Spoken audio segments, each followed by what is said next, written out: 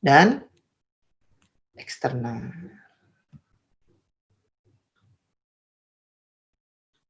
Eksternal.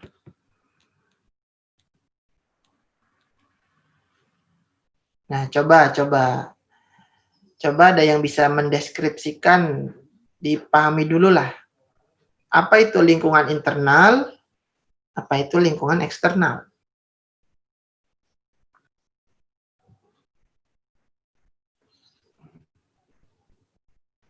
Coba.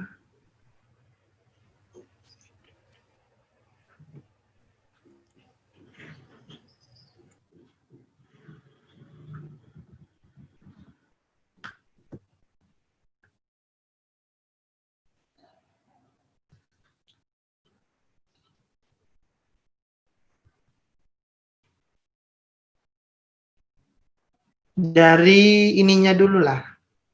Dari kosakatanya dulu. Internal dan eksternal. Berarti Pak, kalau internal,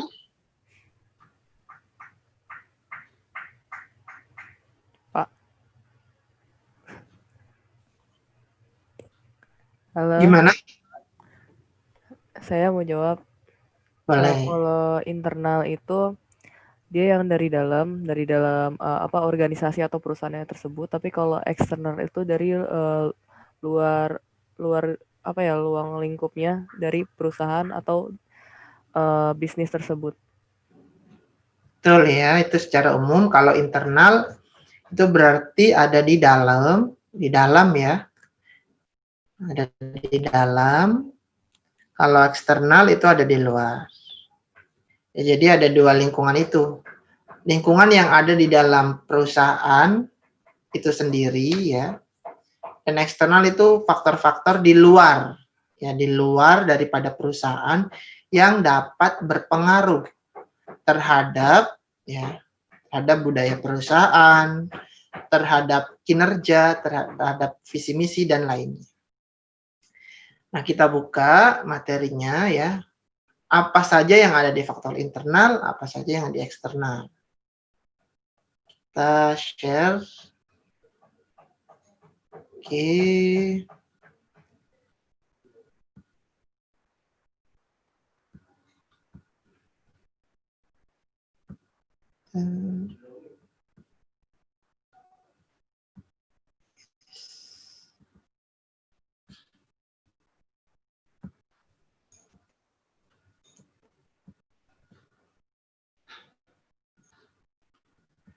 Nah, ini ya.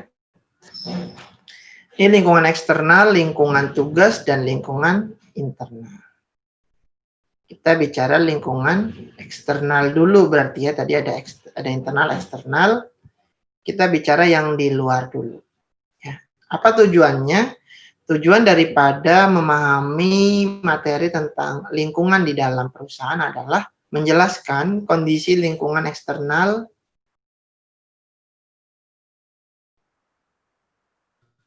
dan juga internal pada saat ini ya. Karena tadi saya bicara di awal bagaimana manajemen di dalam perusahaan itu senantiasa berkembang sebagaimana ilmu-ilmu sosial lainnya mengalami perubahan. Sudah terlihat di layar? Sudah, Pak. Sudah, Pak. Sudah, Pak. Ini kalau dari bukunya Richard L. Draft, ini ada elemen-elemen dalam organisasi dalam hal lingkungan eksternalnya dulu. Ya, ada beberapa dimensi. Nah, dimensi atau elemen atau faktor-faktor yang ada di dalam lingkungan eksternal itu sendiri. Nah, yang pertama dimensi internasional nanti dibahas satu-satu. Jadi ada internasional, ya, dimensi internasional artinya dimensi yang faktor-faktor di luar dari perusahaan yang internasional gitu ya, misalnya dengan negara lain begitu ya. Kemudian teknologi. Nah, bagaimana teknologi ya akan berpengaruh. Kemudian dimensi sosial budaya. Nah, sosial budaya di lingkungan masyarakat seperti apa itu juga berpengaruh terhadap budaya organisasi, budaya perusahaan. Kemudian dimensi ekonomi berkaitan dengan ekonomi, khususnya ekonomi makro ya. Bagaimana ekonomi, kondisi ekonomi yang ada di suatu negara itu bisa berpengaruh terhadap kebijakan ataupun terhadap hal-hal penting yang ada di dalam perusahaan itu sendiri. Dan yang kelima, dari segi hukum dan politik. Nah, ini kaitannya bagaimana peraturan hukum, bagaimana tata kelola negara berpengaruh terhadap kebijakan perusahaan. Dan yang terakhir, dimensi alam. Nah, ini kondisi alam, berkaitan dengan kondisi alam di luar organisasinya. Nah, kita ke yang pertama. Pertama yaitu dimensi internasional. Kita buka.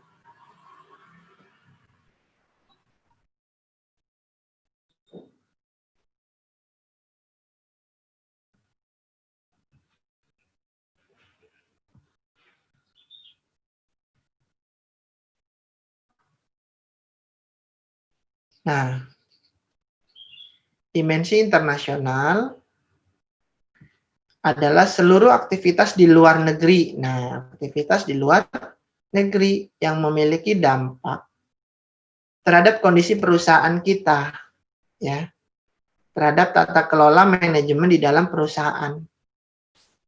Contohnya, produk high quality and low price pada industri mobil di Jepang, kekuatan ekonomi di Cina yang menjadi raksasa dan lain-lain.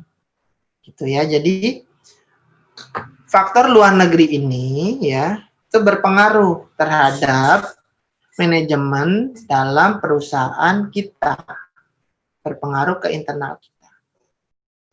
Nah, misalnya itu tadi ada industri mobil yang murah di Jepang. Gitu. Kita misalnya perusahaan mobil, gitu ya. Kita perusahaan mobil di Indonesia. Nah, Jepang harganya lebih murah. Bagaimana ini pengaruhnya terhadap kita, gitu ya? Yang pasti jumlah konsumennya akan berpindah. Yang tadinya membeli mobil di perusahaan kita menjadi membeli mobil daripada produk Jepang. Apa yang bisa dilakukan oleh Indonesia, oleh kita selaku perusahaan, mobilkan persaingan dalam industri mobil? Kita otomatis melakukan kebijakan, misalnya kebijakan terhadap misalnya target pasarnya, ya, manajemen untuk menargetkan pasar. Oke, target pasar kita itu yang pendapatannya menengah ke atas, gitu. Dan kita perbaikan dari sisi kualitas, gitu. Itu kebijakannya yang dilakukan oleh internal perusahaan ketika ada faktor eksternal, ya, yang contohnya yang mobil Jepang ini, gitu ya.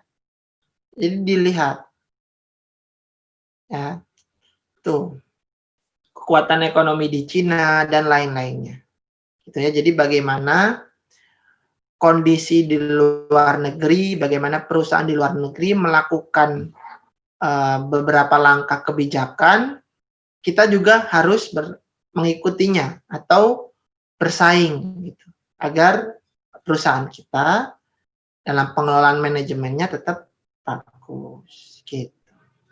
Dimensi internasional. Yang kedua adalah teknologi. Nah, dimensi teknologi. Bicara teknologi itu tidak ada putus-putusnya ya, berkembang terus. Kalau dulu nggak kenal Zoom seperti ini, sekarang kenal ya. Kemudian kalau dulu HP-nya tidak smartphone gitu ya, sekarang smartphone. Ya, ini bagaimana dikaitkan kondisi eksternal perubahan teknologi atau temuan teknologi baru terhadap perusahaan kita, terhadap kondisi internal. Ya begini misalnya penjualan makanan yang diproduksi oleh misalnya Salsabila, ini memproduksi makanan ya. Nah, biasanya secara door to door misalnya, ya, atau dari rumah ke rumah. Ya, karena ada teknologi, dia melihat, Mbak Salsabila ini melihat, wah teknologi yang ada di luar sana bisa nih gitu ya, bisa berpengaruh terhadap laba usaha makanan saya gitu. Oke, mulai sekarang saya misalnya membuka aplikasi tentang pembelian makanan produk saya. Gitu ya. Itu bagaimana teknologi yang sudah berkembang itu bisa ya, bisa berpengaruh. Gitu. Lalu yang ketiga, dimensi sosial budaya. Nah, ini juga penting. Ini dimensi sosial budaya jika dikaitkan dengan perusahaan ya, di dalam perusahaan demografi itu berkaitan dengan jumlah penduduk ya, laki-laki dan perempuan gitu ya, norma, kebiasaan dan nilai-nilai. Nah, misalnya sosial budaya. Nah, ini berkaitan juga bagaimana perusahaan ketika ingin membuka usaha, nih ya, perhatikan, ketika ingin membuka usaha itu perlu memperhatikan aspek sosial budaya yang ada di eksternal. Nah, misalnya begini, perusahaan, nggak sebut merek ya, perusahaan ayam gitu ya, ayam goreng gitu ya. Kalau di Indonesia itu lebih suka kebiasaannya makan yang crispy, yang ada kriuk-kriuknya, ya kan? Nah, maka perusahaan ayam goreng ketika ingin membuka usaha di Indonesia, mereka akan fokus kepada ayam yang ada kriuk-kriuknya. Gitu enggak? Gitu. Jadi kalau jual ayam yang enggak ada kriuk-kriuknya, kira-kira bertahan lama enggak perusahaannya?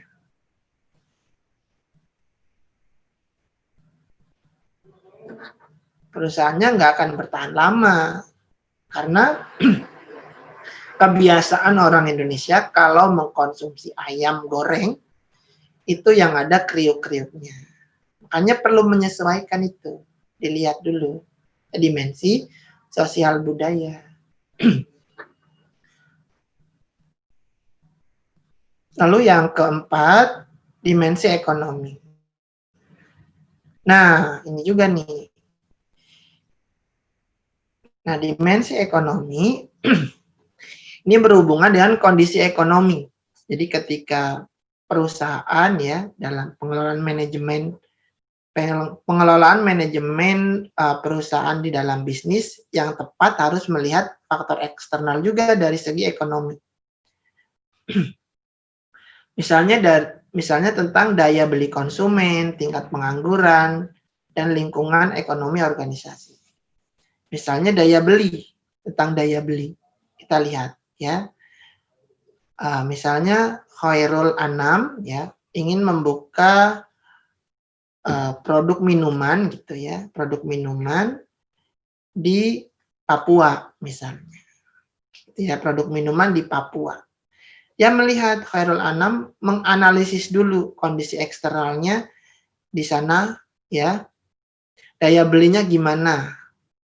Kalau harga jualnya 10.000 ya di Papua, ramai enggak yang beli? Kalau harganya 5.000, ramai enggak? Dilihat daya beli konsumen, kebiasaan konsumen dalam membeli barang atau jasa. Gitu ya. Apa yang lebih dibutuhkan?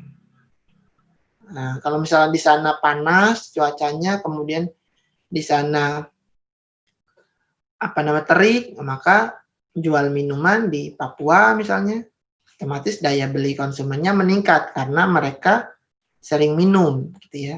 Dilihat daya konsumen atau kemampuan konsumen dalam membeli itu gimana, itu dilihat. Kemudian kalau tingkat pengangguran ini dilihat juga. Kalau suatu daerah misalnya penganggurannya banyak, ya kita jualan di situ misalnya, ya kita tidak banyak lakunya ya, karena mereka tidak ada penghasilan gitu. Ya, makanya dicari tempat untuk membuka usaha yang tingkat penganggurannya rendah gitu. Itu dimensi ekonomi. Jadi melihat dulu faktor eksternal dari segi ekonomi.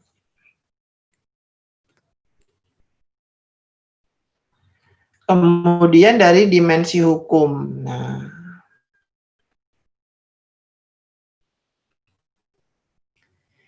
dimensi lingkungan umum yang mencakup peraturan pemerintah perusahaan. Nah, contoh sekarang.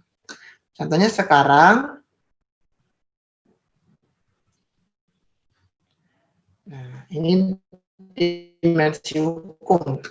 Nah, sekarang di kondisi pandemi ya, di kondisi pandemi, perusahaan ya atau restoran misalnya ya kasusnya tidak boleh menyediakan makan di tempat gitu ya. Kan peraturannya gitu bunyinya ya. Peraturan pemerintah Indonesia misalnya tidak atau melarang masyarakat yang ke restoran makan di tempat, harus dibawa pulang. Itu kan bentuk peraturan, ya itu bentuk hukum. Nah, itu bagaimana sebuah perusahaan atau restoran tersebut agar tetap bisa mendapatkan keuntungan, mendapatkan laba, dan tidak bangkrut. Gimana? Gitu ya. Nah, caranya misalnya mulai dari melihat aspek hukum tersebut, mulai berinovasi, ya perusahaan itu melakukan penjualan melalui online, kemudian ada diskon dan hal-hal lainnya yang mendorong agar masyarakat tetap mau beli, gitu. Ya, ini bagaimana faktor hukum ini perlu dilihat juga.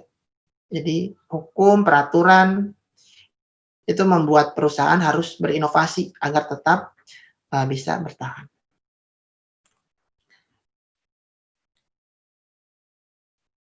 Nah, dimensi alam, yang terakhir dimensi alam, ini berkaitan dengan faktor eksternal tentang alam berkaitan dengan bagaimana sebuah perusahaan dalam menjalankan tugasnya harus mengutamakan ya tentang keberlangsungan alam sekitar.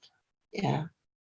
Jadi ketika ingin membuka perusahaan harus dilihat. Nah, ini tidak boleh merusak lingkungan, gitu ya. Nah, misalnya membuat pabrik, gitu ya, membuat pabrik, ya di sekitarnya harus tetap ada tumbuhan, gitu ya, harus tetap ada ekosistem alam yang terjaga, gitu.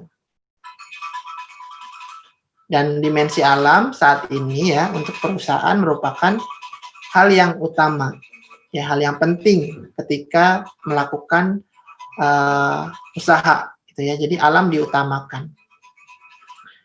Nah, misalnya sebagai contoh adalah program CSR, tanggung jawab perusahaan, ya, Corporate Social Responsibility.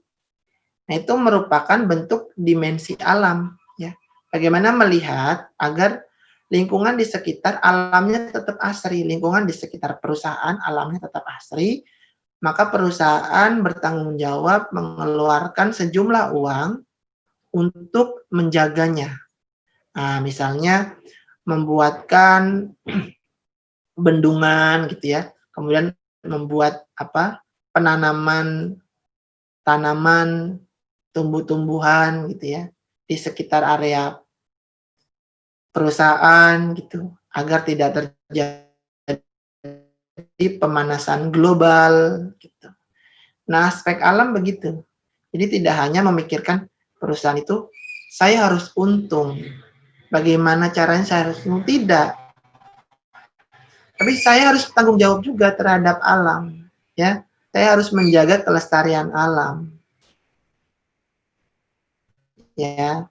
Karena walau bagaimanapun kalau alamnya rusak, saya tidak bisa melakukan usaha gitu.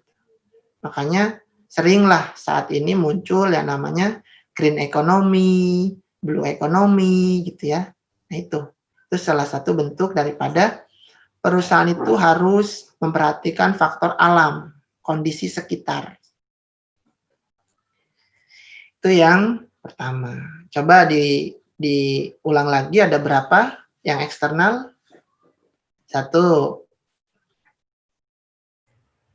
Dimensi internasional, nasional. 2, teknologi, teknologi. 3, sosial budaya, sosial budaya. 4, ekonomi, 5, hukum politik. Dimensi hukum politik. Alam. Politik. Oke, yaitu yang eksternal. Kita masuk ke lingkungan tugas.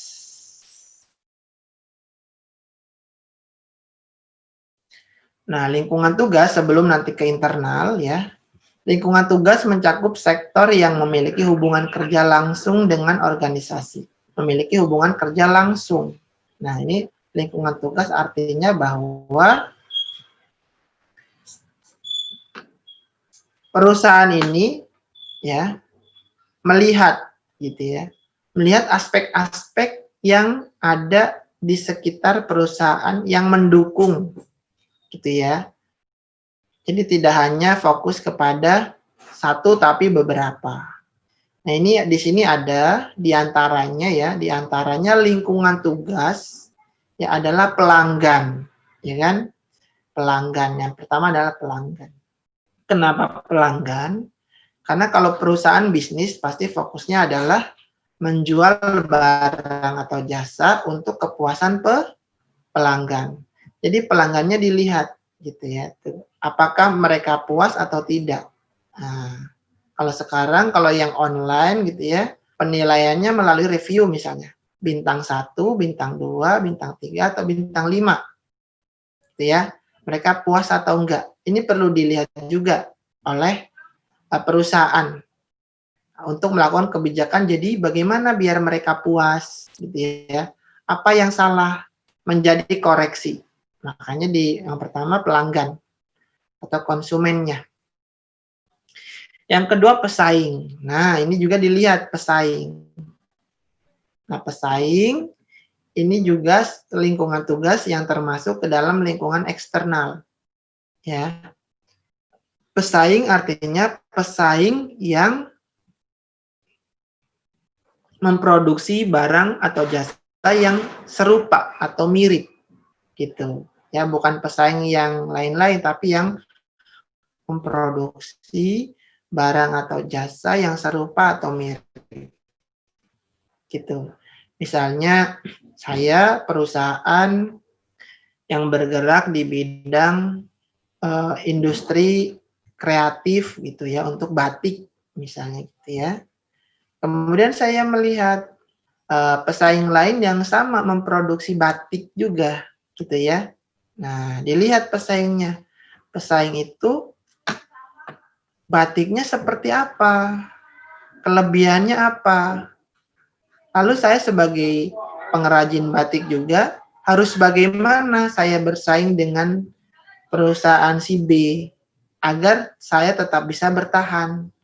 Oh, mungkin karena melihat pesaing batiknya misalnya cenderung mahal, saya berarti agar tetap laku di pasar, agar lebih murah harganya, kualitas cukup baik gitu.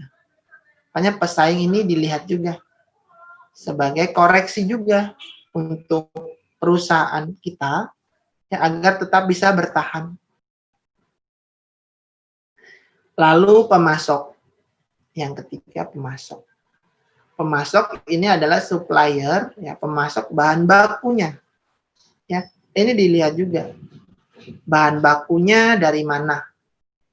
Gitu ya. Bahan baku dari mana? Kemudian efisien enggak harganya? Gitu. Dan yang terakhir pasar tenaga kerja. Pasar tenaga kerja ini adalah pertemuan antara permintaan dan penawaran tenaga kerja. Jadi namanya pasar itu ada supply dan demand. Ya. Nah, ini dilihat juga oleh perusahaan sebagai lingkungan tugas. Kenapa? Karena perusahaan ya, dari sisi pasar tenaga kerja adalah penawaran. Ya. Jadi perusahaan membutuhkan tenaga kerja SDM ya untuk menjadi pelaku atau untuk menjadi bagian dari perusahaan. Maka diperlukan pasar tenaga kerja. Ya, perlu orang-orang yang kompeten di pasar tenaga kerja tersebut yang sesuai dengan kemampuan, yang sesuai dengan visi misi perusahaan kita. Nah, inilah lingkungan tugas diantaranya.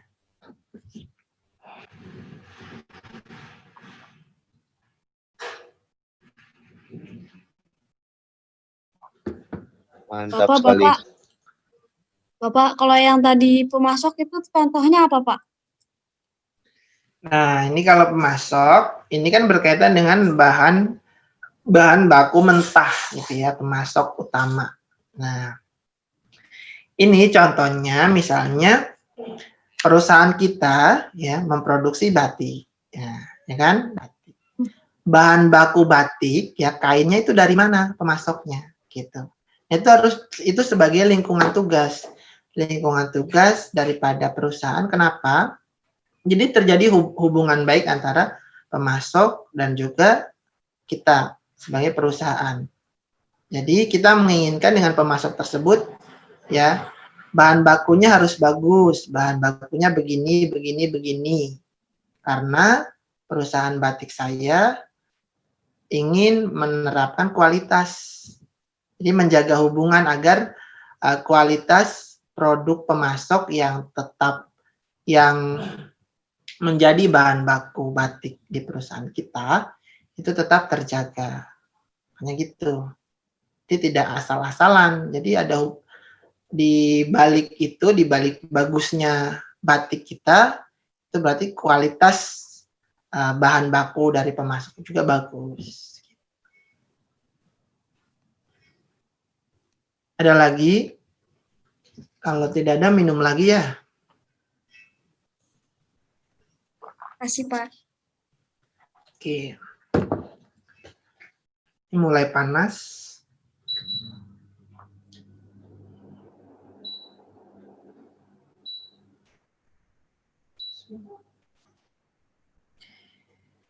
Oke, kita ke lingkungan tugas. Nah, ini penjelasannya.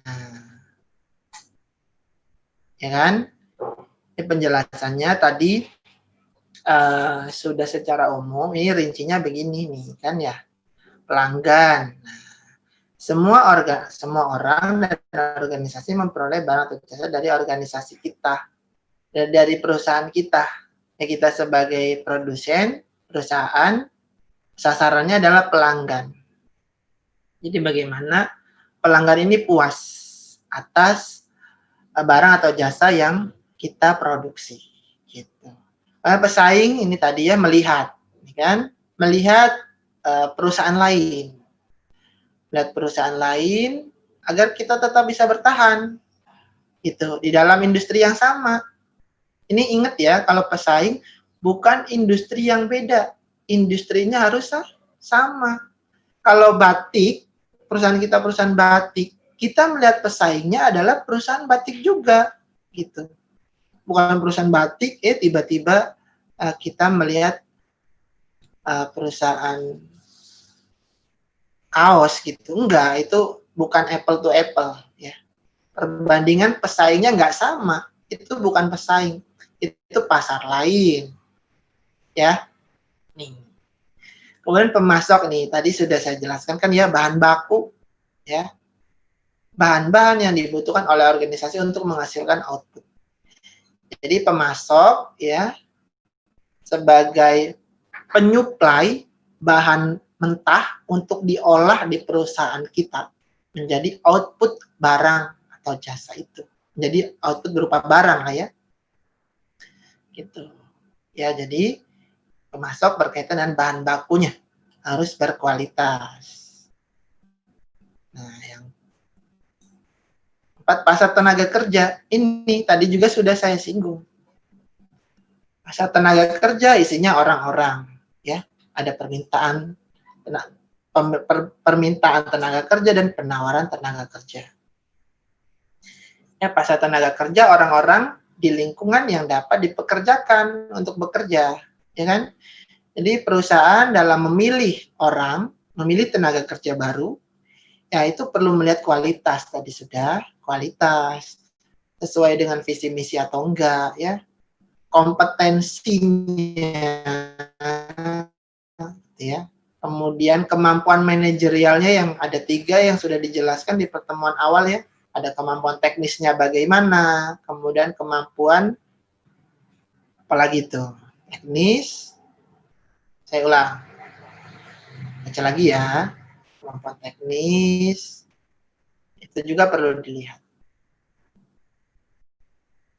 Dan yang lingkungan yang ini adalah internal. Ini tadi benar yang dijelaskan awal oleh Nikita tentang lingkungan internal. Nah, internal itu apa saja yang ada di dalam. Internal itu yang ada di dalam. Yang ada di dalam organisasi itu ada manajemennya. Ya, manajemen sudah dijelaskan di pertemuan awal. Ya, bagaimana apa itu manajemen. Kemudian ada karyawan dan budaya.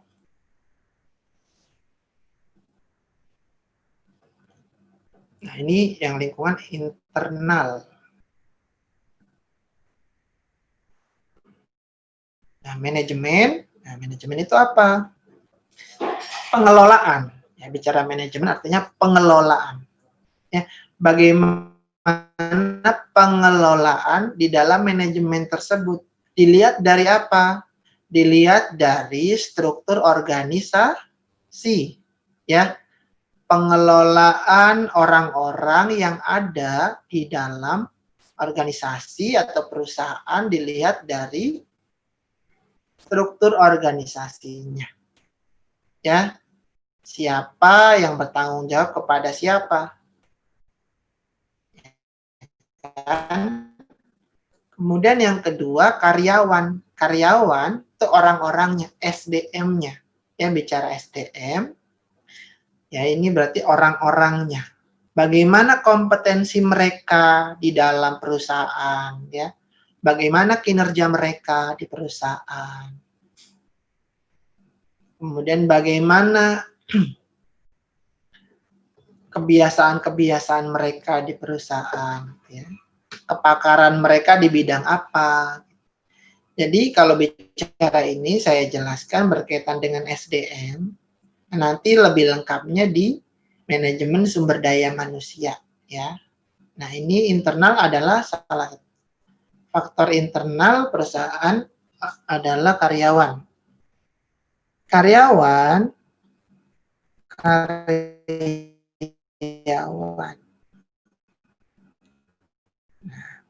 Karyawan itu kan SDM ya, sumber daya manusia.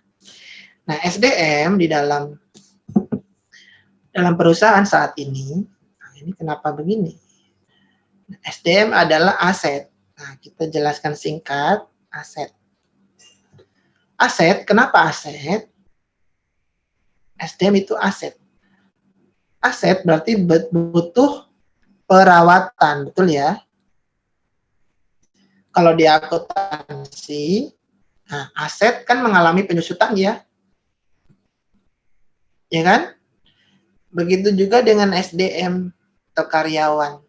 Maka di sini elemen dalam organisasi internal yang salah satunya karyawan.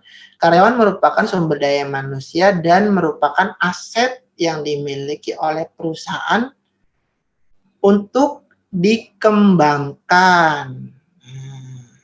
Kenapa dikembangkan? Dikembangkan.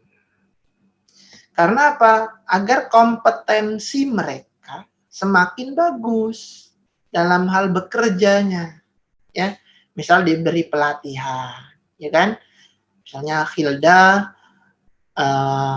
di bidang keuangan, agar Hilda lebih canggih gitu ya, lebih keren paham keuangan Hilda dikembangkan dengan pelatihan keuangan berbasis digital, kemudian keuangan internasional gitu ya.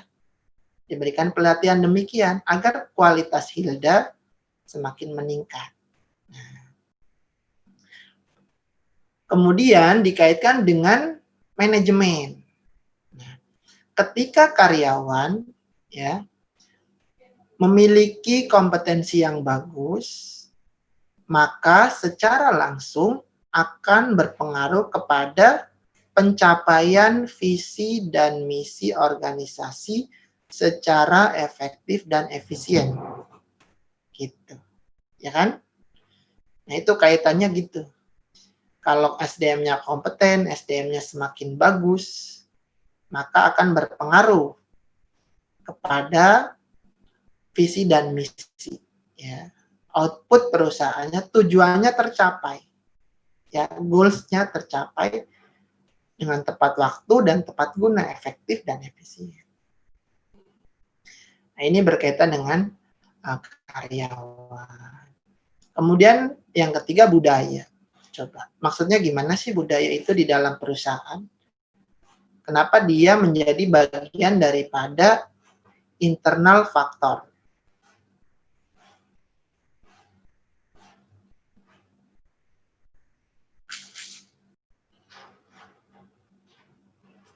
Yuk, budaya.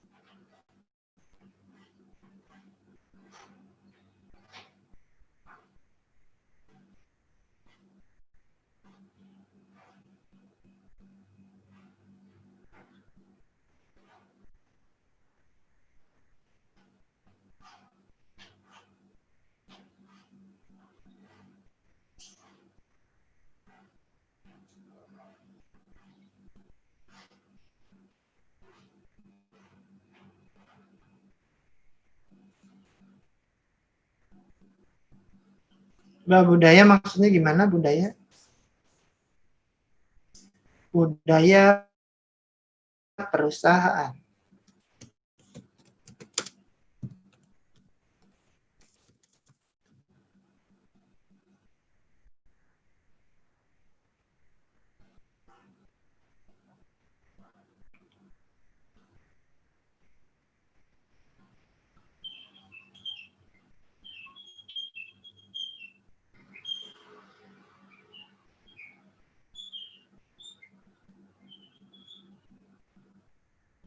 Yo. Apa maksudnya budaya yo? Budaya perusahaan menjadi faktor internal. Kenapa begitu? Budaya apa maksudnya?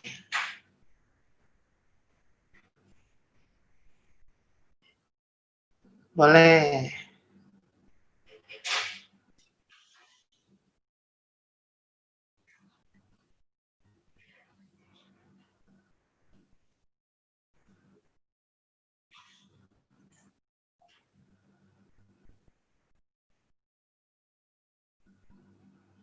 Coba yang jelas, Nur.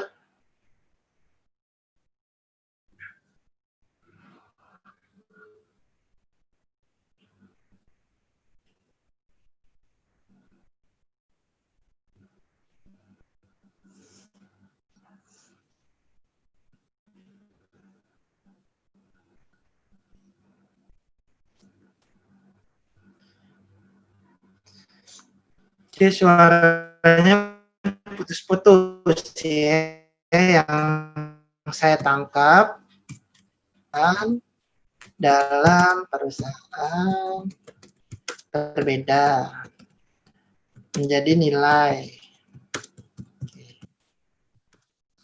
Oke, ini benar. Yang lebih benarnya, bukan lebih benarnya juga sih ya, lebih tepatnya.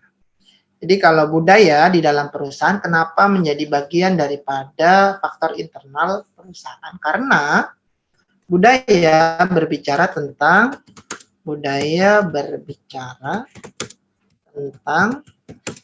keyakinan dan nilai yang dianut oleh perusahaan sebagai ciri khas, gitu ya. Sebagai ciri khas pembeda dengan perusahaan lain.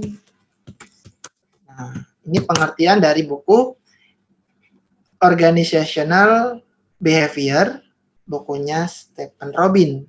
Nanti ketemu lagi sama saya di semester 4 ya.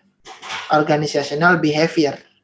Nah, nanti bicara lebih detail tentang bagaimana budaya ya, bagaimana budaya organisasi, bagaimana perilaku individu, perilaku organisasi ya. Nah, ini definisinya dari situ ya. Budaya itu bicara tentang keyakinan dan nilai yang dianut oleh perusahaan sebagai ciri khas yang membedakan perusahaan yang satu atau organisasi yang satu dengan yang lainnya. Nah, misalnya, contoh, salah satu ya, contoh budaya perusahaan yang terlihat.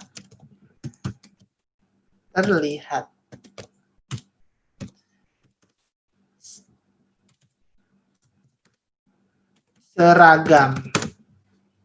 Ya, seragam. Ya, yang terlihat oleh mata. Misalnya perusahaan X ya.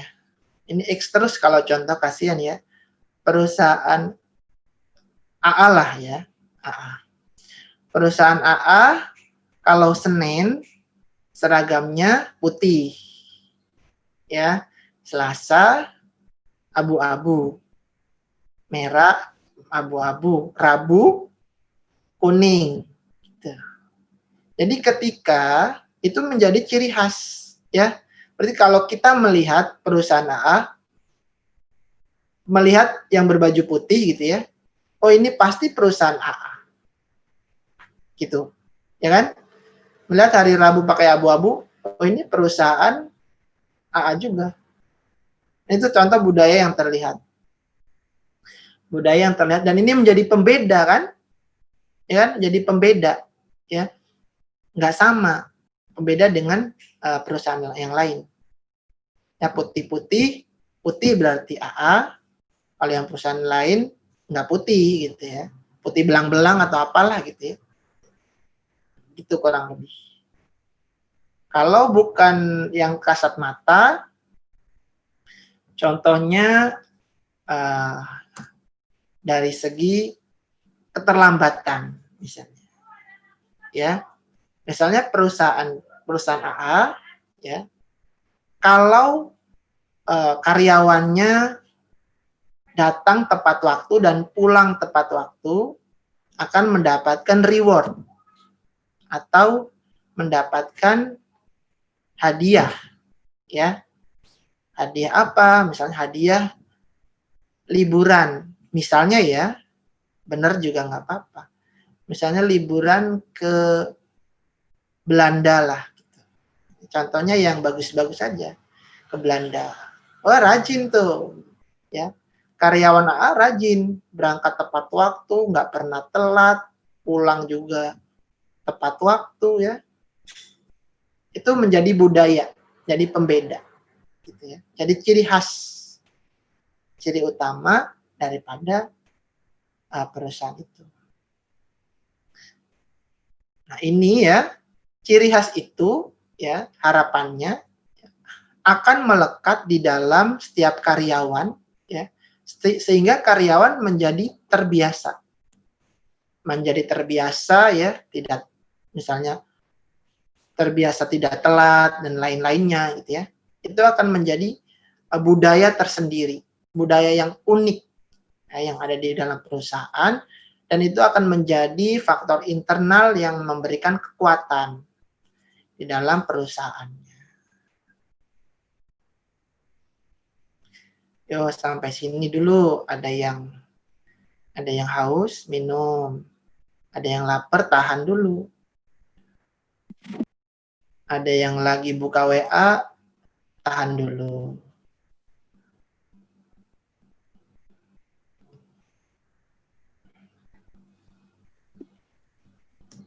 Pak, saya boleh nanya nggak, Pak? Boleh. Saya nggak ngerti di perbedaan bagian karyawan sama yang bagian pasar tenaga kerja yang ada di eksternal. Perbedaannya apa ya, Pak? Yang mana? Yang tadi ya, yang eksternal kan pasar tenaga kerja ya. Oke. Iya, Pak. Ini dari karyawan dulu ya. Yang ini ya. Kalau dari karyawan di yang internal, itu karyawan yang sudah ada di dalam. Ya, yang sudah ada di dalam organisasi ya, SDM-nya. Ya, kalau yang eksternal di pasar tenaga kerja, itu perusahaan membutuhkan karyawan. Jadi belum, kalau di pasar tenaga kerja itu, di pasar itu belum menjadi karyawan kita. Nah, jelas kan? Ya, jelas, Pak. Makasih, Pak. Kita butuh karyawan nantinya, ya. Jadi sebelum menjadi karyawan di internal ini, kita butuh orang-orang yang kompeten, yang ada yang tersedia di pasar tenaga kerja. Jelas? Jelas, Pak. Terima kasih ya, Pak. Oke. Ada lagi?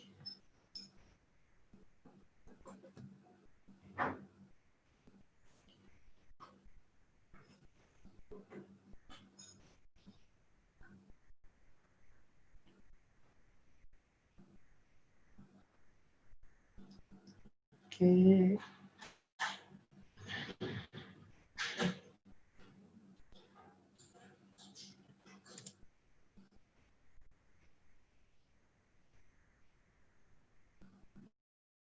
Nah, ini sudah ya lingkungan kita. Ke yang kedua, adaptasi. Ya, adaptasi bagaimana cara beradaptasi di lingkungan perusahaan. Di cara beradaptasi artinya bagaimana bisa menempatkan diri, ya. Bagaimana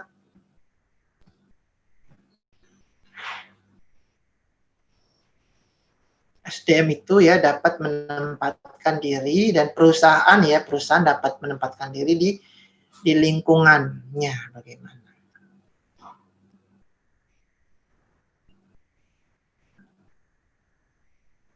Nah, sudah terlihat.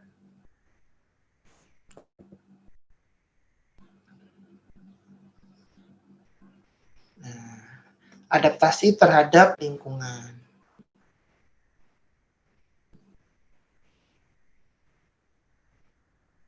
Ini tujuan pembelajarannya. Sebagaimana kita ketahui review di pertemuan pertama, ya. Ya, namanya manajemen itu mengalami turbulensi ya. Turbulensi kondisi saat ini mengalami turbulensi ya, atau bergejolak, atau mengalami pasang surut lah ya. Nah, hal ini juga perlu dilihat ya, bagaimana perusahaan bisa tetap bertahan. Bisa tetap bertahan ya, bisa tetap beradaptasi di dalam lingkungan yang senantiasa bergejolak, berubah-ubah. Nah, pertanyaan selanjutnya adalah kenapa sih ya?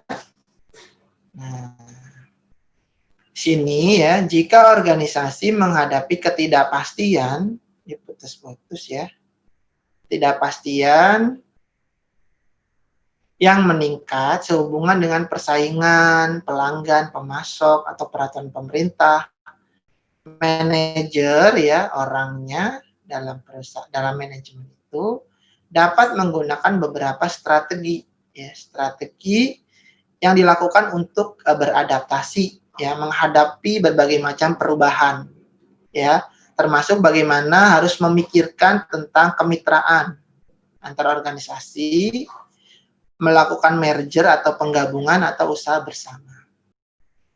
Jadi, secara umum dikatakan bahwa kenapa sih gitu ya? Kenapa perusahaan perlu beradaptasi dengan lingkungan yang berubah? Nah, ya karena itu ya. Karena kondisinya tidak pasti. Ya, kondisi bisnis ya mengalami ketidakpastian. Misalnya saat ini kondisi sedang pandemi ya.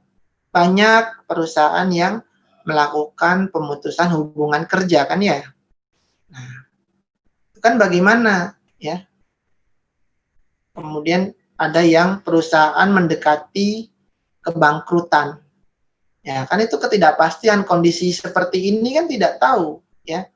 Kondisi bencana, kondisi pandemi seperti ini tidak ada yang tahu. Makanya karena ketidakpastian ya, perlulah beradaptasi ya, menyesuaikan ya.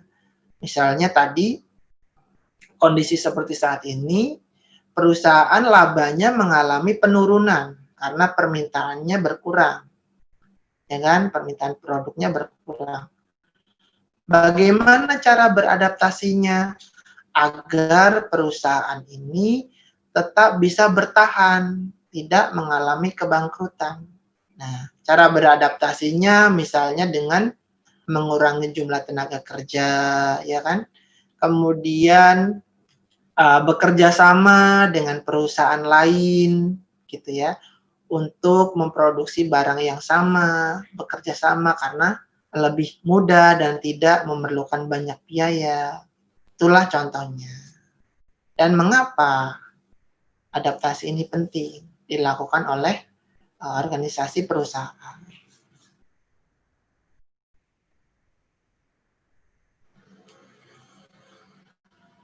Nah, cara beradaptasi.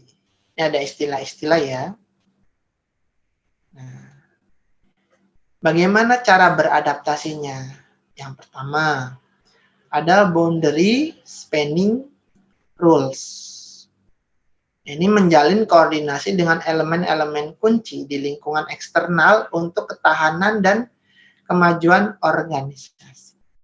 Nah, tadi dilihat faktor eksternalnya yang di slide yang awal ya, yang sebelum ini ya.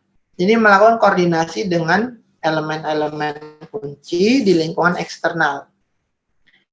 Nah, tadi di lingkungan eksternal. Nah, coba. Nah, ini ya. Nah, bagaimana sebuah perusahaan melakukan adaptasi ya untuk bertahan dengan melakukan koordinasi dengan faktor-faktor eksternal, lingkungan eksternal tadi. Misalnya tadi dimensi, ini ada suara ya. Gak apa-apa Pak, masih kedengeran. Gini. Gak apa-apa Pak. Masih kedengeran Pak, gak apa-apa. Ada iklan lama lagi. Oke, lanjut lah ya. Anggap saja itu hiburan. Nah, tadi slide-nya boundaries spanning rules. Nah, ini ya, koordinasi dengan elemen kunci di lingkungan eksternal. Misalnya apa? Tadi di dalam lingkungan eksternal salah satunya adalah dimensi teknologi kan ya. Teknologi ya. Ini perusahaan melakukan kerjasama ya, kerjasama dengan perusahaan lain yang berbasis teknologi. Contohnya begitu ya. Misalnya begitu. Nah, misalnya yang tadi perusahaan makanan ya, karena kondisi seperti saat ini nggak boleh makan di tempat. Nah, jadi dengan teknologi ada Gojek ya, ada Grab ya kan, bisa GoFood. Nah, jadi disitulah teknologinya. Jadi ada pihak lain yang fokus ke teknologi, jadi koordinasi, menjalin hubungan Gitu. Itulah yang disebut boundary spending rules. Lalu interorganizational partnership. Nah, ini sama halnya ya. Ini mirip dengan boundary spending rules. Yang ini interorganizational partnership. Kolaborasi atau kerjasama dengan organisasi lain. Nah, misalnya tadi ya, perusahaan kita, perusahaan batik, nah, kondisi seperti saat ini misalnya penurunan penjualan, nah, maka saya bekerja sama dengan perusahaan batik lain saja, ya, biar agar penjualannya lebih besar, gitu ya, dan lebih murah, gitu, harganya. Itu namanya interorganizational partnership, kerjasama antar organisasi. Gitu.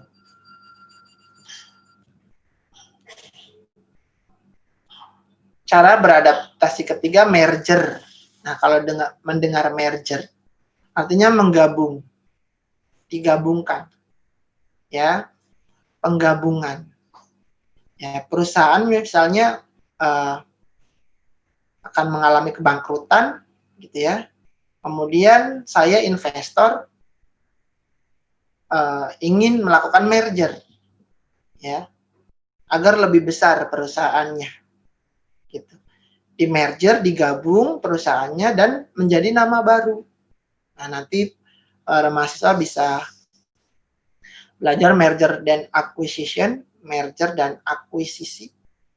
Nah, itu di pemasaran internasional, kalau tidak salah ya. Nanti bisa dilihat kembali. Merger, gabung, perusahaannya gabung. Gabung ya menjadi satu, kemudian menjadi nama baru. Ya. Misalnya perusahaan A dengan perusahaan B digabung. Perusahaannya menjadi AB atau C. Nah, merger ini dilakukan yaitu tadi untuk bertahan ya di era, untuk beradaptasi ya. Karena kalau lebih besar ya, kondisinya besar dan pangsa pasarnya besar, itu akan bisa bertahan lama perusahaannya dibandingkan yang perusahaan kecil yang tidak melakukan merger, tidak penggabungan. Keempat, joint venture. Joint venture ini aliansi organisasi untuk mengerjakan proyek. Nah, berarti ada pihak kedua atau pihak ketiga yang fokus proyek. Gitu. Jadi pengerjaannya dibantu pihak ketiga. Gitu. Misalnya saya riset gitu ya. Saya melakukan riset, saya memperbantukan si A untuk meriset. Bekerja sama untuk proyek tertentu tapi ya. Ini salah satu cara untuk adaptasi. Nah, sebelum sampai ke sini ya. Jadi cara beradaptasi secara umum ya. Adaptasi dilakukan ya untuk menghindari ketidakpastian, dan cara adaptasi yang dilakukan secara umum dari poin 1 sampai poin keempat itu bentuknya adalah kerjasama, ya kan? Kerjasama, bersama-sama, kolaborasi, ya kan? Kalau era sekarang disebut era, ada kacang hijau tuh, era kolaborasi, ya, era berkolaborasi, ya. Karena bersama itu lebih baik dibandingkan sendiri. Kalau sendiri capek. Logikanya gitu.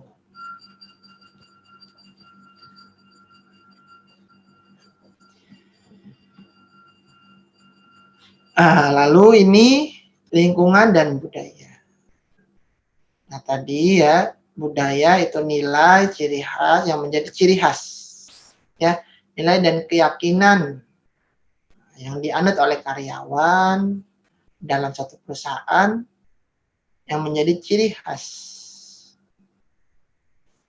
Hubungan lingkungan dan budaya ya.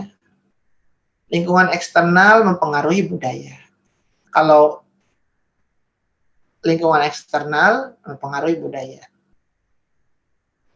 Maksudnya adalah lingkungan eksternal tadi ya, mulai dari dimensi internasional, kemudian dimensi teknologi, itu berpengaruh terhadap budaya. Nah, contohnya saja dimensi teknologi. Ya, dimensi teknologi adalah lingkungan eksternal. Itu berpengaruh terhadap budaya. Budaya apa? Budaya kerja. Ya kan? Kerja mereka sudah menggunakan teknologi seperti ini. Ya. Kerjanya di rumah. Ya, tidak harus ke kantor. Sebelum pandemi misalnya ya. Kerjanya di rumah, tidak perlu ke kantor. Itu kan menjadi budaya ya, bagaimana teknologi itu berpengaruh terhadap budaya kerja. Nah, yang kedua, lingkungan internal harus mewujudkan persyaratan untuk sukses. Nah, ini penting.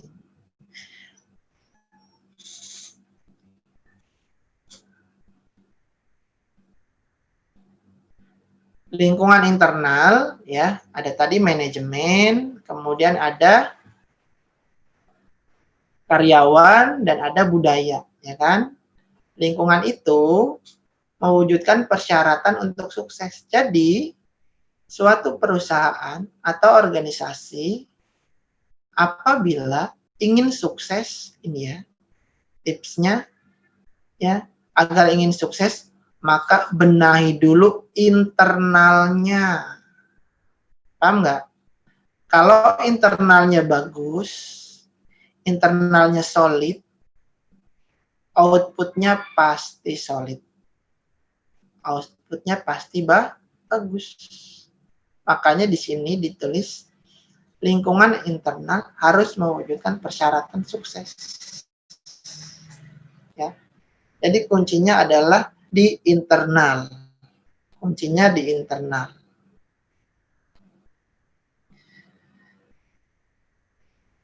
Kemudian yang ketiga, manajer harus memperhatikan budaya. Nah, manajer kan orang ya. Orang yang melakukan pengelolaan manajerial, ya kan, yang ada di perusahaan. Harus memperhatikan budaya, iyalah. Ya, diperhatikan budayanya. Nah, bagaimana budaya organisasi ini ya bisa tetap berjalan. Nah, seorang manajer harus mematuhi dan membuat peraturan-peraturan agar budaya ini dapat diterapkan dan menjadi ciri khas.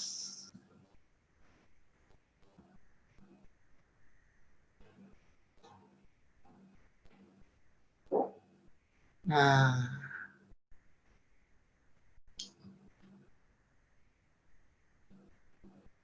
di sini ada quote ya.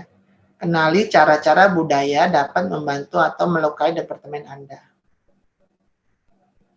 Jadi kenali ya, kalau tidak dikenali maka akan melukai katanya.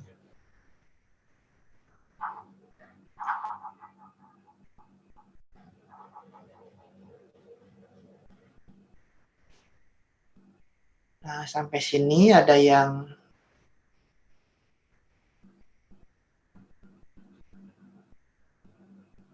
masih bingung?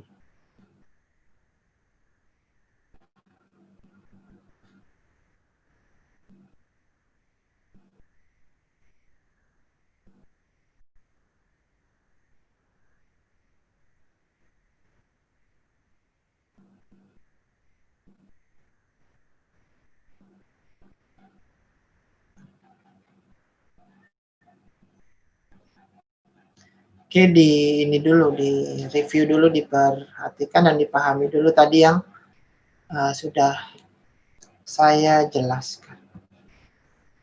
Saya buka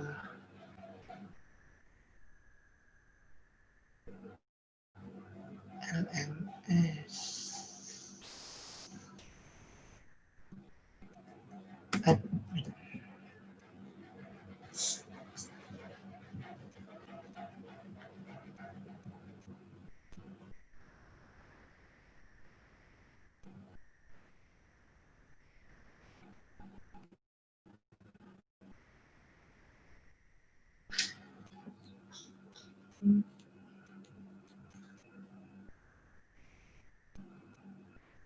Dasar.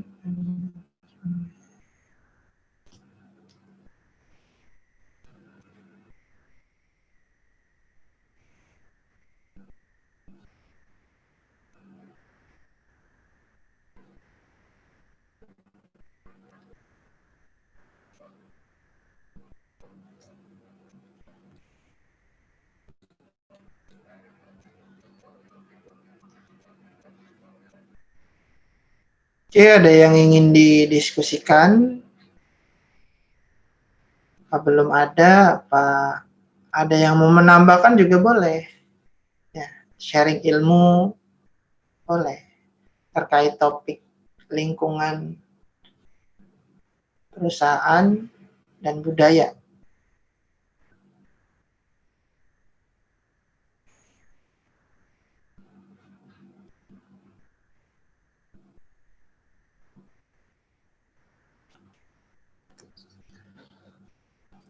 Tanggal 5. Oke.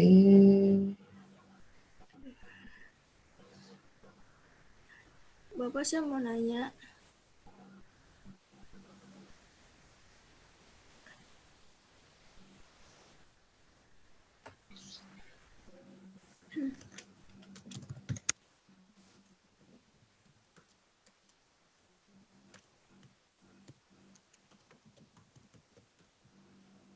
Ini sudah pada mandi belum ini? Belum, Pak. Belum, Pak. Masih bau, Pak. Ini kalau di kelas saya usir loh. Kan di rumah, Pak. Diusir sama orang tua saya paling, Pak. Oke.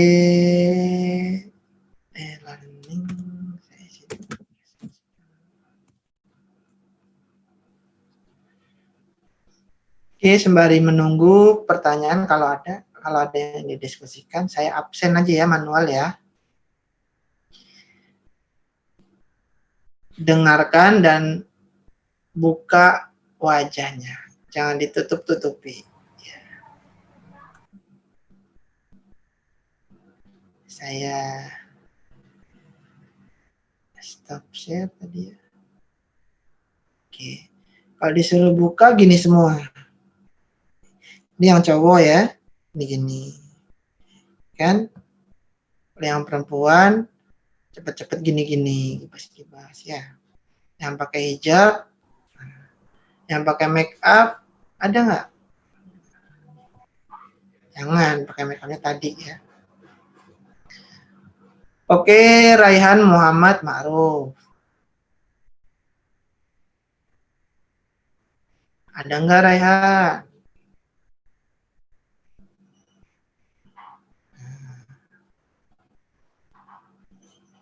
Kayaknya ada yang baru bangun tidur nih. Udah mimpi ya, padahal udah 3 SKS loh dijelasin. Baru bangun. Oke, Raihan ada nggak? Eri Naufal. Pak.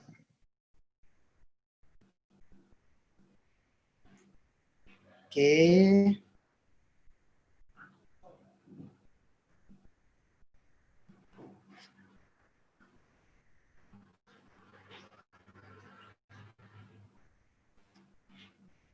Ada nggak nih?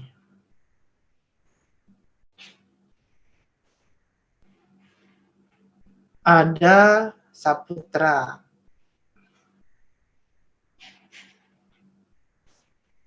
Ini ada kabar nggak? Teman-temannya ngasih tahu nggak? Ada Lizia ya Pak? Adi Lizia atau siapa itu?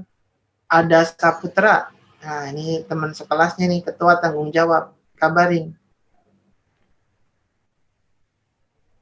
Nah, ini belum ada kabar apa nggak pernah nanyain kabarnya nih.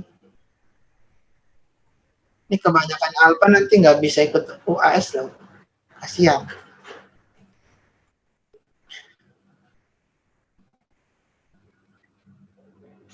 Ardiansyah.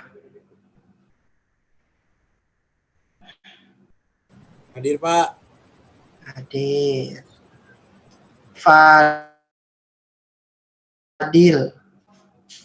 Hadir, Pak.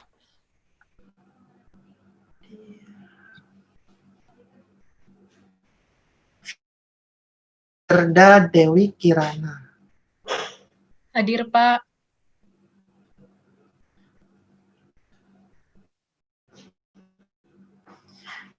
Ilham Zikrullah. Hadir, Pak.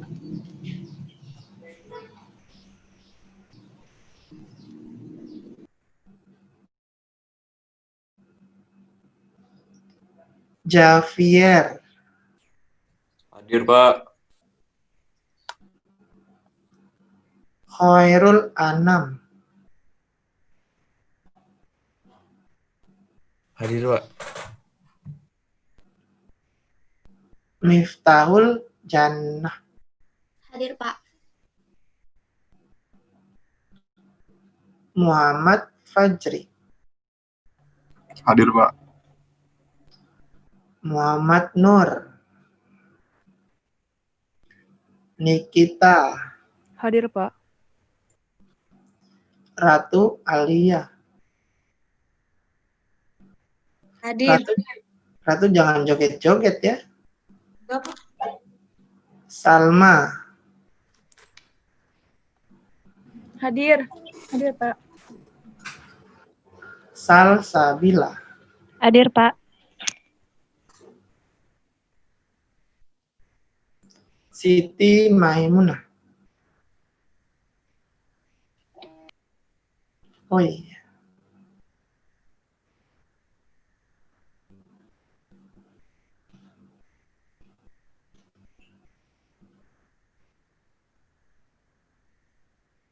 Cindy.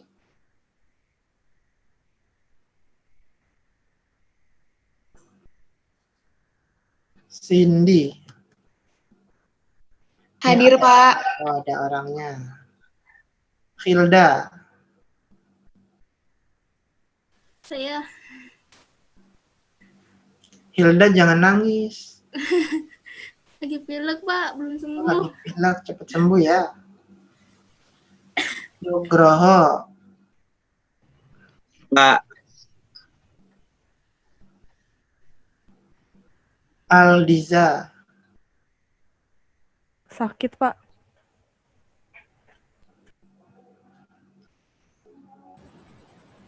Diza sakit, Pak. Habis jatuh.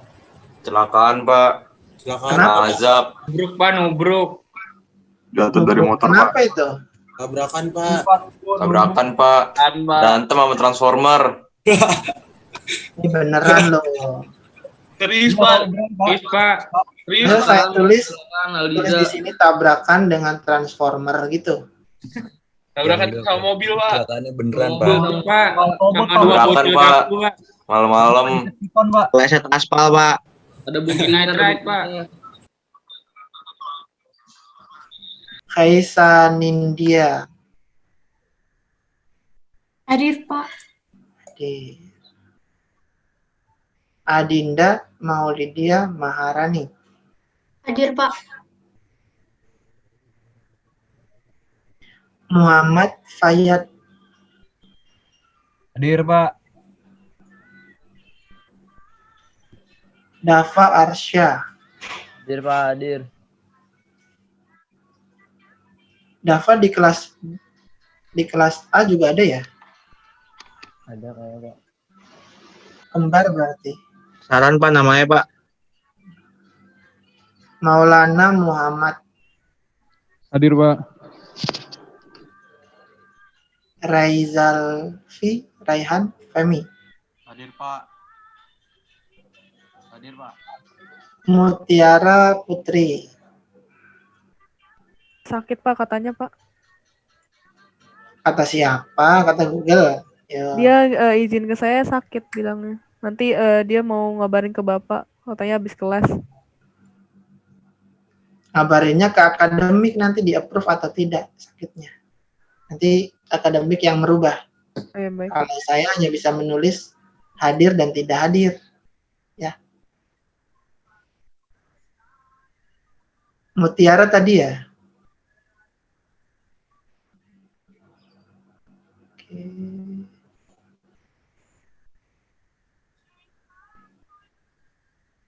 Nubina. Pak, hadir. Oh, Nubina siapanya Nobita? Sururi. Saya Pak, hadir Pak. Saidina. Hadir Pak. Muhammad Razif. Hadir, Pak.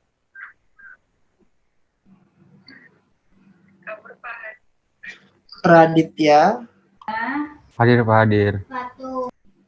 Muhammad Fareza. Hadir, Pak. Pramuditya. Hadir Pak.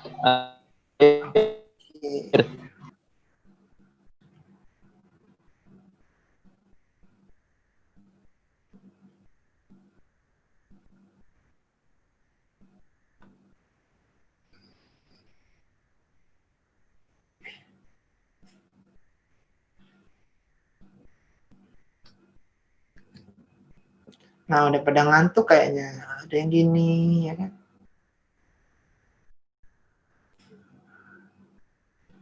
Lembur apa gimana ini?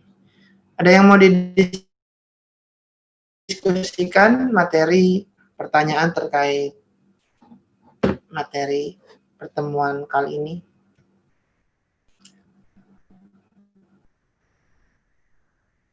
Ada yang baru bangun gini ya, enak banget ya. Oke ya. Ya sudah kalau begitu. Yang penting efektif dan efisien. Para mahasiswa paham atas penjelasannya. Kalau ada pertanyaan silakan ditanyakan. Di pertemuan minggu depan boleh. Oke, saya tutup perkuliahan pada hari ini ya. Mohon maaf kalau ada salah. Assalamualaikum warahmatullahi wabarakatuh. Waalaikumsalam warahmatullahi wabarakatuh. Makasih ya, Pak. Makasih Pak. Pak. Makasih, Pak. Pak. Sama. Jalan gue.